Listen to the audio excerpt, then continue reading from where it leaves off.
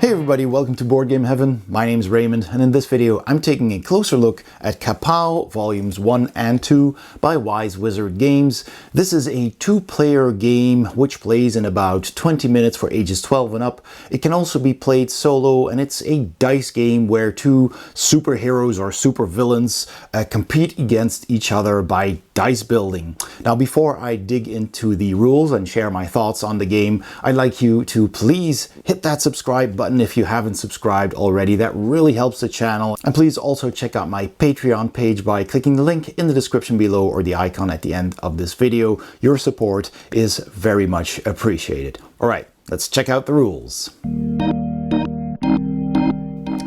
To set up a game of KAPOW, you simply pick if you want to be the hero or the villain, and every player takes one of these boards, and they are the same on the inside. You just flip them open like this, and they'll have all of these faces on the inside.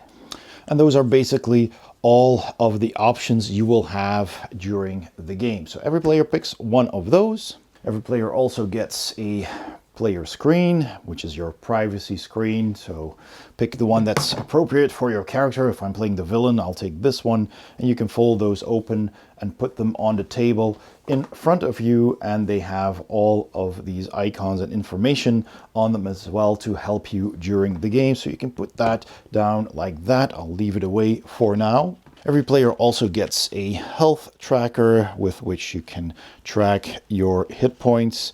So have one of those. You also keep all of the trait dice, which are these colored dice, the action dice, which are these black ones, which do not have faces, and all the loose faces that go on these dice somewhere in the middle of the table within reach of both players. There's these colored ones, and the white ones are wilds. If it's your very first time playing, you just take this board, you set your health to 20 for both players. You take 5 trait dice, one of each color, so you have a blue, yellow, red, purple, and green one. And every player takes one of these action dice with one wild face that you can already attach to it, and that will be your starting dice pool. Then decide who gets to go first and give that player the first player marker, and you can flip that around. There's also a hero and a villain side on that. But if you have played this before, then the Volume 1 and Volume 2 game, if you have both of them, have all of these heroes and villain boards. So there's these, for example, and they all have additional actions and also their starting dice listed here. These are double-sided as well. So let's say I wanted to play Coquette over here. I simply take that character board and put it next to my player board like so, and now it's expanded.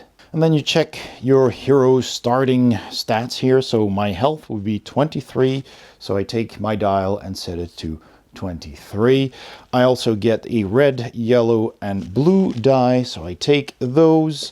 I get 2 of these black dice, so I take those as well. Plus I get 1 wild, so I'll just take this one with the wild face that I already put on here, and that will be my starting dice pool. And in this case, the first player marker will go to the character with the lowest health.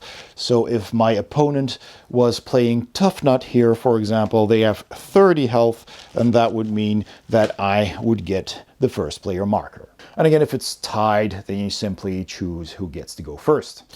The back of these character boards are for the solo mode, so you won't need that during a 1 versus 1 player game. So that is the whole setup. Now you're ready to play. Let's explain the rules. So the goal of the game is very simple. You basically try to knock out your opponent by stealing away all of their hit points. It's as simple as that. And you do that by rolling your dice and then deciding on how to use them on your player board. And a round consists of 4 phases, and the first phase you do simultaneously. You simply roll your dice and you place them on your board. You choose your actions, And then in the second phase, that's attacking and defending. You basically resolve what happens here, starting with the first player that attacks first, the opponent defends, and then the other player attacks and the first player defends. In phase 3, you've got the power-ups and the after power-ups that will resolve here. And during the fourth phase, the cleanup phase, all players simply retrieve their dice, and if you want to, you can rearrange your dice faces if you have any of those already on your dice. And if you've gained extra faces during that turn, that's the time to put them on your black dice as well. You can take damage from attacks that you couldn't defend against, or you can even heal up with certain skills. So you just keep track of that on your character health tracker. And of course, the player who reduces the other player to 0 hit points wins the game. It's as simple as that. So let's go over those rounds in a bit more detail. And as I explained this, we will be referring to some terms that are on this board here. So I'm going to just put this down for now, and so I can point out where things are explained. So the round structure is also explained here on your privacy screen, so that is very handy. All of the different faces have a name, and that's discussed here, which is, of course, pretty self-explanatory. They're colored as well, so you could just refer to them as the red or the yellow or the purple faces. But if you want, you can call this might and energy and toughness, etc. These are the different trait dice. That's the colored ones. So the red die here, for example, it shows here that it has a wild, 3 of these might faces, a energy, and an X factor face. So you can check that, of course, that is indeed the case here. So then you already know what's on the different dice. And if you're deciding to get more dice from some of the actions you take here, then you can already check your chart and see which faces you want to kind of roll more. So that's the dice you want to go for. And you'll find all of those dice faces here on all of these actions you can take. There's also some additional icons here, which are explained here. So for example, there's any die, and it simply means any die, action or trait dice, and the face doesn't matter. It can be a blank face or it can be any face that's printed. If the board says any action die, like over here, that means an action die, which are these black ones, showing any face, even blank faces, but you can't place trait dices in such spots. If it says a non-blank action die, that's pretty self-explanatory. That's an action die that does not have a blank face. So if I rolled this, I wouldn't be able to use it, but if I rolled this, then that is an action die with a non-blank face, because this is a wild. There is definitely a face here, so that's what I can use for that action. And if an action specifically shows a wild, like this one here, shock and awe from Reverb, it says here that then a wild is required. So you can only place a die with a wild face on it, either an action die or one of these trait dice, as long as that wild symbol is on it. And should a dice face say that a certain symbol is not allowed, in this case a wild, then a wild, of course, is not allowed there. It's all pretty self-explanatory. Then there's some other matched pairs here with the equal to symbol in between them, like here, for example, or here, or here. So that means if you have the same dice, any dice, then you can have any 2 dice showing matching faces. So they have to be the same face, but they can be any dice. So they could be, for example, these 2, they're different dice, but they have the same face, so that would work for that.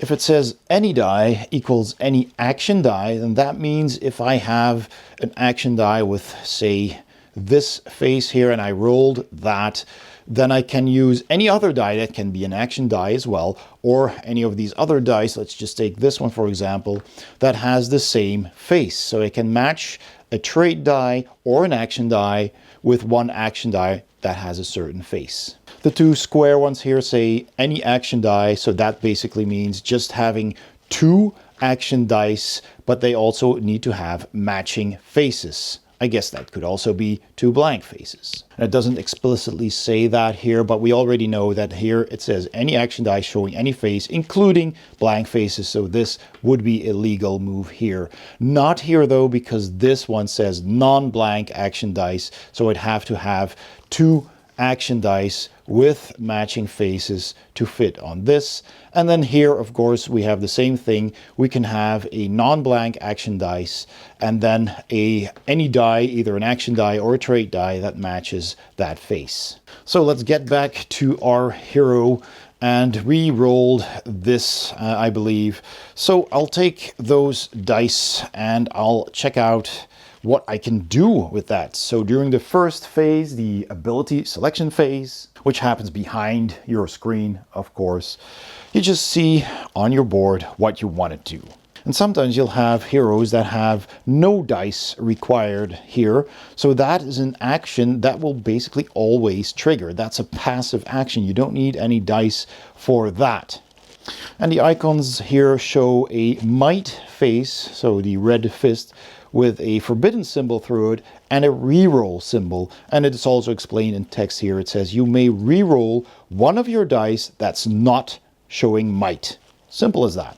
So for my roll here, this die is a blank and it's not showing might. So I can actually reroll this and get something better. I'm actually getting a might, and that could be very useful. Now, if you're using any of these immediate abilities, then you have to announce that you're doing them with your screen still up. So for example, if I want to gain some extra health here, I can put this one here, this might, and I don't have a shield there, I don't have the toughness symbol, but I can use a wild for that. So I could do that and then simply announce, well, I'm going to heal 3 health and add that to my tracker here. Now note that I can never heal above my starting health. My starting health is my maximum health. So if I'm already at 23, I wouldn't be able to use this. And the reroll action simply says any die, and it says for each die placed here, you reroll one of your other dice. So if you really don't want to use one of those results, you can just sacrifice one die to reroll another. Now, first of all, on the left here, you have your attack actions. And you have your base attack, an attack kicker, and an attack multiplier. Same thing basically as on the defense side. You have a base defense, a defense kicker, and a defense multiplier. So what does that mean? Well, very simple. This is just an attack. It does this many damage to your opponent. And these numbers indicate how much damage you can defend against. And sometimes you gain something extra as well. So this says this is just 1 base defense, this is 2 base defense, and gain a non-wild face. So the black kind of colorful icon there, which is also indicated here, that's a non-wild face. You can have any of these 5 colors to put on these action dice. And the white version of that means any face, including a wild, which is also white, so that's easy to remember. So if I picked that action, I would defend for 3 and get to pick a non-wild face to put on my dice later on. And in this one, I've got 4 base defense and I gain any face that I want. Now these attacks just have an attack value. You don't get anything extra from that. So that's the basic things you can do.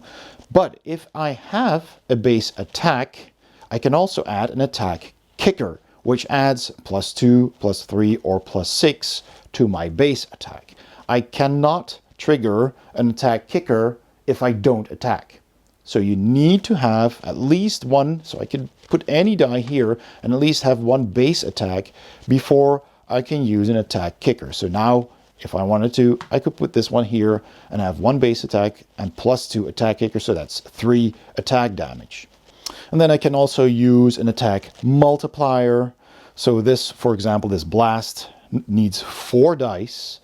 So that's 4 symbols, 2 might and 2 energy, or wilds, of course. And that will add +2 to an attack kicker, which it does first. You add up first in this game. And then you do a ×2 multiplier. So if I had 4 more dice and I had these results, or wilds, then I would get +2 to my attack kicker, so that would be 1, +2, +2, that's 5, times 2 is a whopping 10 attack points. And the clobber here is, of course, even worse, but it requires 6 dice, so that will only be happening later on in the game after gaining some dice, and then you can do some massive damage. Defense, again, same thing. If I have a base defense, any of these 4, then I can also add an attack or a defense kicker and possibly a defense multiplier. We've already talked about the immediate effects. That just happens immediately while you're still deciding on what to do. And then there's also power-ups and after power-ups. Now, power-ups, pretty simple. They gain either dice or dice faces. You just put the dice that you want on here. So for example, I can put this X factor on this one or on this one. Let's go for that. And I need this agility symbol, which I don't have, but I can use a wild for that. So if I did that, I would gain an action die and a non-wild face. Now, if you are re-rolling a die, such as here with the time jump, you just announce that you're placing a number of dice here and re-rolling that many dice. Or here in this case with Coquette, she has the immediate effect of re-rolling one of your dice that's not might. You can also announce, hey, I have this result. I'm going to re-roll that because of this ability. And that's just to keep it fair because you're working behind the screen, of course. So let's say that we've decided to, do we want to do this? Yeah, I guess we want to do that. That gets me the most points. I'm going to put a might here and any die. So I'm using the blank one here for a 3 base attack. And I'm using my wild for a wallop. That is a +2 kicker. So I will have 5 attack. And I want to use these 2 for the power on to gain an action die and a non-wild face. And that's my choices. So I announce that I'm done. And if my opponent is also done, you put down your privacy screen and then you go to the phase 2 attack and defend, which you do in turn order. So the first player will show you, the opponent, what they rolled. And well, I've had 3 base attack +2, so I'm going to do 5 damage to my opponent. So then my opponent checks their board to see if they put anything in defense. If they have, then for example, if they choose to block for a basic 2, then they subtract that 2 from my 5 and they still take 3 damage. And you take your tracker and you simply subtract that many points from your hit points. And of course, if you didn't defend at all, then you take the full 5 damage in this case. Then my opponent announces if they had any attack dice, attack actions picked out. And I didn't defend at all. So if they had attacked, then I would simply take damage. So maybe they did a base attack and I would lose a hit point and now I'm down to 22. And if my opponent did choose to defend and had any extra actions related to that, so for example, maybe they had the basic block and had to subtract 2 from my attack, they took 3 damage, then they also gained a non-wild phase. You can do that immediately when that happens. So maybe they wanted to take one of these red die faces and add it to their pool. And they can add that to their dice during the cleanup phase. Now, even if one of the players did not attack, or maybe both of them didn't attack, but they still put dice in defense, then after the attack phase, basically, you can still get to defend even if you weren't attacked. Your defense will pretty much do nothing, but as these also can get you dice faces, that means you get them at that point. So after that's all done, you reassign the first player. The player with the highest defense this round gets the first player token. So that means that they get the first choice of any dice and faces gained during power up, which is next. So I didn't defend at all. Like I said, my opponent may have defended with block. So they had a defense of 2. I had a defense of 0. So they get the first player marker and they get to go first next round. So then we move on to the power-up phase. Maybe my opponent also had some dice on here, and since they now have the first player token, they get to pick from the dice pool the dice that they want to have. And these are limited, of course, to the dice that are available in the box. So it might happen that some of these dice are going to run out at some point, or some of the dice faces, these wilds, are very wanted, of course. So they might run out at some point. So it is handy to have that first player marker, so you get to have first pick. Now at the start of the game, that doesn't matter that much anymore. There's plenty to choose from. So my opponent gets to pick first, and then I get an action die, and I gain a non-wild face. Let's get one of these red ones, because I can use might. I love that. So I'm going to put that on this die. I can also put it on the other dice here, or on this die even. It doesn't matter how I allocate them on my dice. And then after powering up, you have the after power up. That's the last thing that happens during phase 3, which is these two things here. And since my opponent is now the first player, just like here, they also get to do these first. And this is pretty cool. These have effects that trigger if something else happened previously. So for example, this sucker punch tells you you have to put a purple result there, so that's the toughness result or wild. And it says opponent loses 3 health per die they gained during power up. So if I gained an action die here and my opponent had a sucker punch result there, then that means I would now lose 3 health because I had 1 new die. So I'd have to subtract that from my hit points.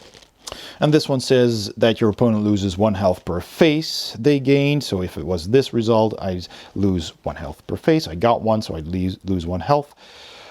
These two are more about getting extra dice or faces. So if you put 2 dice here, any dice at all, it says if an opponent has more dice than you, gain an action or trade die of their choice. So, all right. They have more dice than I do, perhaps. I get to get a die, but they get to choose it for me. So they basically give me something from the shared pool.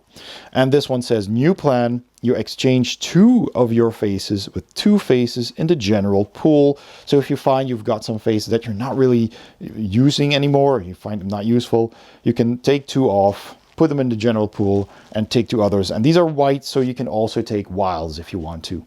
And after all of that has been resolved, you've got the cleanup phase, which is very simple. You just take all the dice off the board, and if you want, you can attach any new gained faces or rearrange faces or put them on different dice, depending on how many you have, of course. Just rearrange all of that, and then when you're done, you say you're ready, and then you start again. You put up your screen, you roll your dice, and then you start all of those phases again.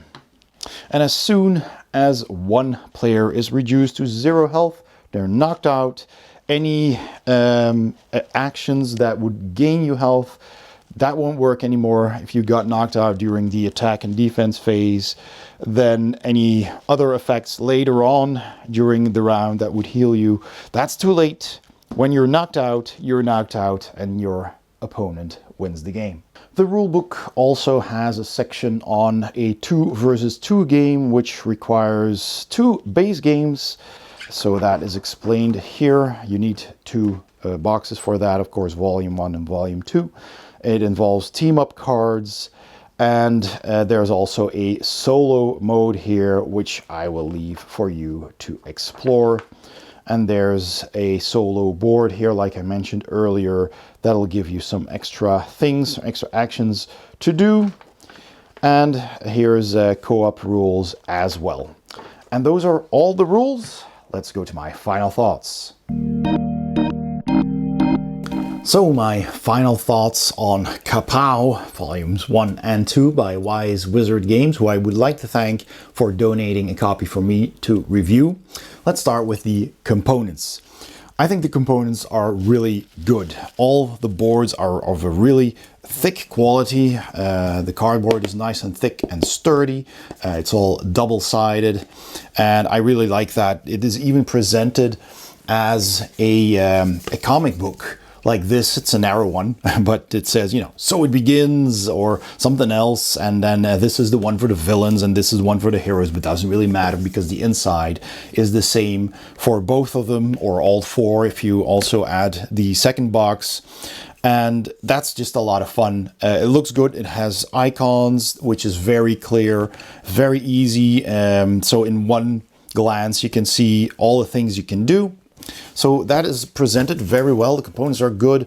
I love the dice. There's just a whole bunch of these colored dice, these special dice that have the pre-printed sides, of course, with all the different things. And the colors, of course, indicate which power is more on the sides. And all of that is also explained on the inside of your privacy screen. So this is one of the screens, and on the inside here you can see all of those icons explained. So you got might here, that's the red one. You get energy, toughness, agility, X factor, and blank, of course. And here, this is an overview of all the different dice.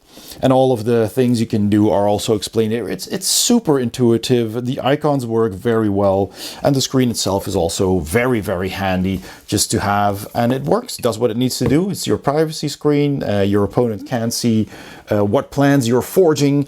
And you can use this overview to actually put down your dice. So if you have a number of dice and you rolled them and you want to see what you can do with that, you can always just try it out and put this here, for example. Maybe you want to put another one here and I want to do this. And let's see what else we can do. You kind of just figure it out and puzzle away. And all of that works really well. The dice themselves are very nice, but I particularly, of course, like these dice that you can build. So they come as black dice with no faces on them. And then you can grab these little sides here, these plastic things you can just plug in to these dice, to any of the sides. And if you have multiple of these, you can decide where to put them. So that works really nicely. It's just super fun. It's tactile. It looks nice. And yeah, you've got your life counter, your health counter, which also works very well. You just turn these dials and you can set your hit points. So there's even a first player token, which is also very handy to keep track of who was the first player. And it's double-sided, so you have the villain and the superhero on either side. The artwork I really like. It just looks incredible. All this superhero illustrations on the covers of these boards here, on the privacy screen, on the box itself, even the icons. It really feels like a comic book that you're reading. Even the rules, the rule book is probably the best example of that. This looks like a comic book. And it's not a thick book. There's just, let's see how many pages there are. There's 14 pages, of which, of course, a number of pages are the components, the setup, and then basically here on page 4, the round overview starts. There's plenty of tables and pictures that explain the game. So that is also very easy.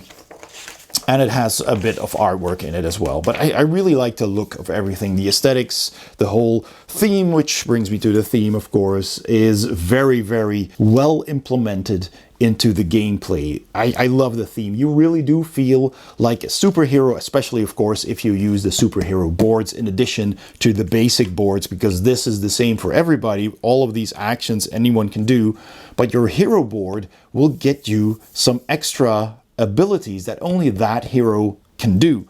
Yeah, so thematically you really feel like that hero. The things they can do really match how they are depicted, right? So that fits really well and makes it feel just super thematic, and I love that. So I've already touched on the gameplay a bit. As you can tell, I really like this game. The gameplay is just a lot of fun. You just start out with a basic number of dice. Usually you get one of these, but there's no faces on it yet. You start rolling behind your screen so you don't know, and you just roll once. There are options to re-roll dice, but they usually cost you a dice, so you'll end up with less dice and thus less faces to spend on these actions. But you might really need this one thing, but there's a lot of things you can choose from. So usually at the start of the game, when you don't have that many dice, it's just a matter of, okay, what can I do And is that beneficial to me? And will that help me? And it's a bit of bluffing as well, because you have an attack, you have a defend, and you can go full on the attack, hoping your opponent isn't going to start defending early in the game. You kind of want to build up your dice pool first, right? So there's actions here that'll get you extra dice or extra faces to put on the black die. And of course, you got your superhero things. Some heroes even have ongoing powers that you always have, which are very beneficial. And they kind of feel a bit overpowered, but since they all have them, it balances. And of course, they're superheroes. They have superpowers. Of course, it's going to feel overpowered. And I like that as well. So it's really fast. You just roll, you puzzle out what actions you want to take, and then maybe bluff a bit, you know, and then you both pick up your privacy screen, show each other what you've done. Then the first player, the person with the first player marker, will do their attack first. The other player can defend, then they will do their attack and you can defend, and then any other things that happen. There is even some things that might interrupt an action. So if that player, for example, doesn't attack, you get to do an immediate counter attack, or you get a face from this pile, something like that. There's all kinds of different stuff to discover. And that's just a lot of fun. Your first game will probably mean you're just reading everything and figuring it out and seeing what kind of actions you can do at all. But then after one game, you kind of already know what's going on, and you're going to try and anticipate what your opponent is doing, while of course building your pool, because the more dice you have, the more actions you can take. So at some point you'll have a lot of dice and you can attack and defend and perhaps do some counter actions or even a special power. It'll just escalate real quickly if you play your dice right. And that's also a lot of fun. It's just really enjoyable. I love dice games and I love puzzling things out. And it's not a game which feels very random. You know, a lot of times people will say, well, dice games are too random. I don't like that. But you just build your dice pool, you roll once, and that's the result you have. That's what you have to make do with on your board here. So then the most part is really puzzling out what you're going to do and where you're going to put your dice and which actions to take. And I love that. I just love figuring out what would be my optimum turn here and how is my opponent doing? How many lives do they still have and how many do I have? Can I afford to go full on the attack and not defend at all because I have plenty of lives left? Or do I want to still maybe defend? Maybe the opponent was already attacking and I want to defend. And you could also lose basically actions if you defend, but your opponent hasn't attacked at all on that turn. Then those dice will be wasted. So there's a bit of trying to get into the head of your opponent. And I like that aspect about it as well. So there's a lot of things about this game that I really enjoy. The replayability is also really good because every box has 6 heroes, well, 3 superheroes and 3 supervillains. So there's a lot of combinations you can try out. You can, of course, you want to play all 6 of them at some point. And so you're going to try them out. You're going to figure out what their special powers are. You can, of course, start with just the core game, which means both players are exactly the same. But, you know, they recommend that for your first game. But honestly, get one of those heroes. Just try it. Maybe you won't even use it that much, but they'll have some kind of effect that'll help you. And it's just fun to try it out. And I really do enjoy that as well. So there's plenty of replayability, especially if you have both boxes. That means you have 12 characters to choose from and you can mix and match. And it would be interesting to try out the 2 versus 2 player version if you have both boxes as well, I think.